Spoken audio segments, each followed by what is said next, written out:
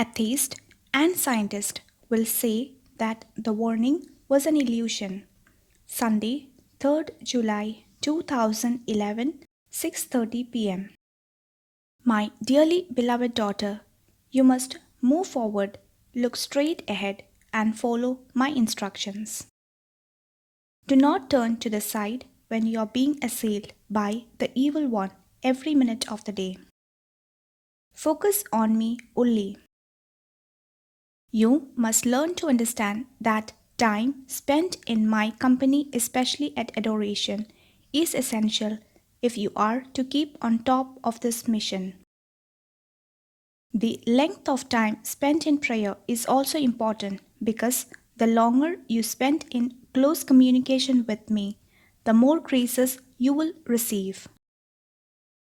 Failure to do so will mean that you are leaving yourself wide open to attacks from the deceiver. My word, my daughter, is being ignored by many who do not want to listen. There are many reasons for this. Many of my children today have closed their eyes to the truth of their spiritual existence. They embrace the world and all it offers as a substitute for the bread of life.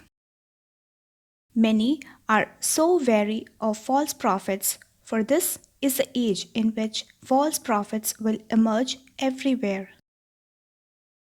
Thus is the confusion that Satan wants to cause so that those genuine messengers of mine go unnoticed.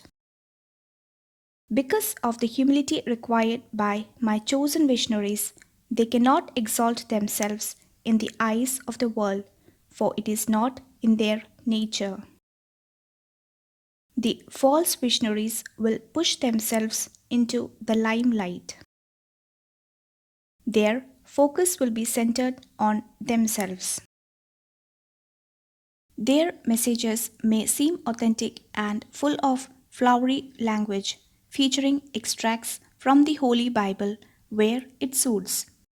But there will be two key aspects to their messages that will expose them from the untruths they impact. The first is that they will be central to the messages and will enjoy all of the attention they receive.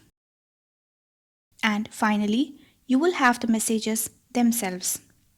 They will be confusing, hard to read, and will not leave a lasting impression on the soul. Sadly, my daughter, the church tends to ignore the authentic seers because they must show responsibility in these matters.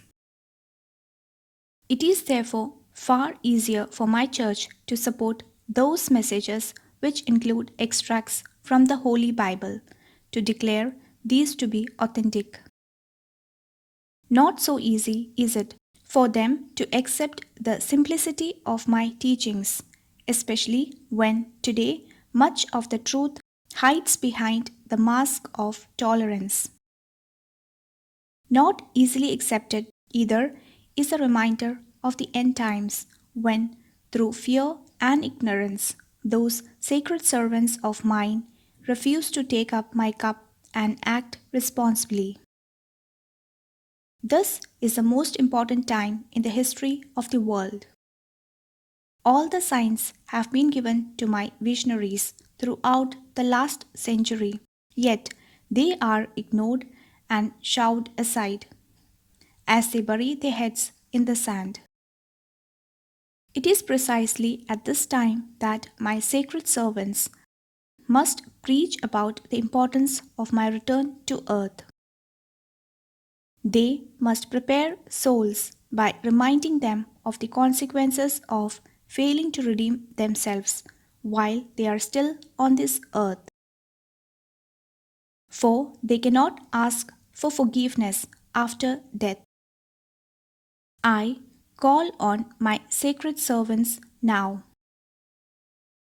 Why won't you emphasize this to your flock? Why do you not actively discuss the repercussions for my children during the great chastisement? Don't you know that many of my children will lose their souls to the Antichrist who is already here on this earth, ready to spring as he waits in the wings? My children must understand that the warning, while a great act of mercy, is only the first phase in what will be a very difficult and challenging time for all my children. For after that, those hardened sinners and followers of Satan will deny my existence after that. Atheists will say it was a global illusion. Scientists will look for a logical explanation, but there won't be one. Meanwhile, my followers will be torn in two. Many millions will have converted, but they will be confused by the lies spread by the evil group, the One World Deadly Organization, whose goal is to destroy the little people for their own financial gain. Children, if enough people cannot stay on the true path, then it will not be possible to avert the impact of the chastisement. For this is when God the Father will move to stop sinners from destroying His creation and His children. He will unleash earthquakes on a magnitude never experienced before, volcanoes in the most unlikely places, and the earth will be tossed like a ship in rough waters with no anchor to hold it in one place. Please, children, allow the warning to save you all. Except that this miracle will help save millions who otherwise would have been lost. But for those who do not want to change their lives, they will choose the house of Satan. Without prayer, there is no hope for them, for they will forfeit the keys of the new paradise on earth. Instead, they will burn in the fires of hell. If they knew where this evil path is leading them, do you think they would change their ways? Children, please help them by telling them the truth. Pray to save their souls if they won't listen. For that is all you can do. Your beloved Savior, just Judge, and King of Mercy, Jesus Christ.